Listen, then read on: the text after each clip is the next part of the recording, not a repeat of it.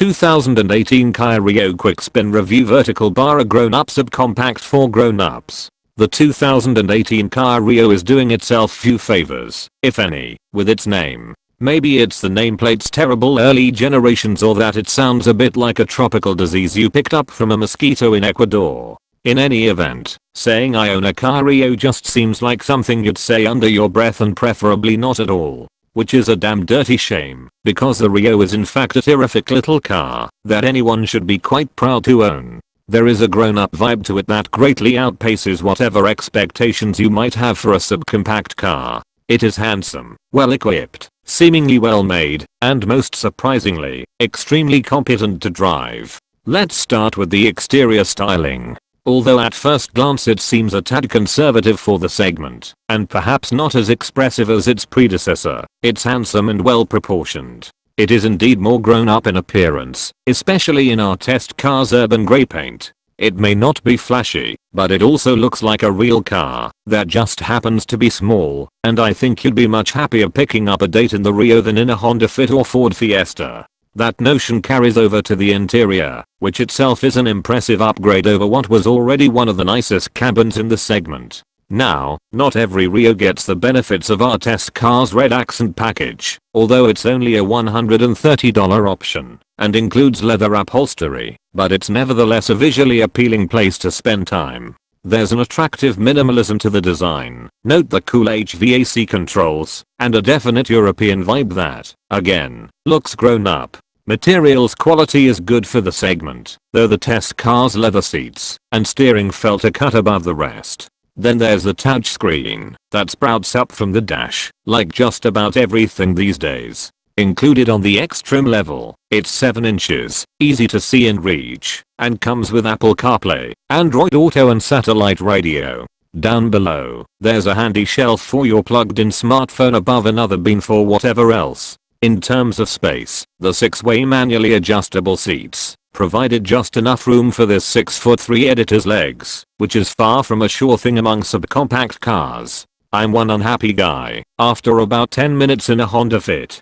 Sure, putting the front seat all the way back pretty much cancels out backseat room, but this is a subcompact car. What are you expecting? With someone of average height up front, I can actually fit quite comfortably in the back seat. Overall, quite good back there, plus you get your own USB port. Impressive. More so is the way the Rio drives. Much as we discovered during our 2018 Rio first drive, Kia has seriously ironed out this subcompact's driving dynamics. Its suspension is considerably more composed, especially over large bumps and road heaves, while corners can be taken with surprising speed and poise despite riding on 15-inch wheels. Mr. Stockstead objected to that size on his first drive, but if the car can handle like it does, while also delivering a genuinely comfortable ride, I'd be quite happy without 17s. Thank you. The steering too is improved. I couldn't detect any difference when pressing the sport button, which is just fine, since past car efforts at differing steering settings just added artificial weight without any improvement to responsiveness or feel.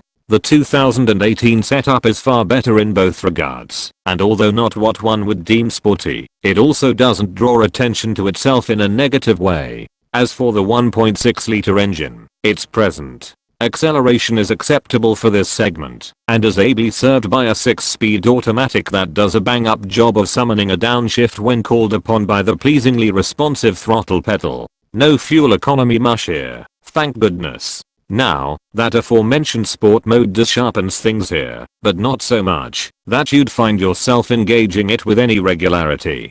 Fuel economy with this powertrain combo is estimated to be 32 miles per gallon combined, and during my week with it, including my standard 75-mile evaluation route of city, highway and mountain road driving, I managed 32 miles per gallon. How about that?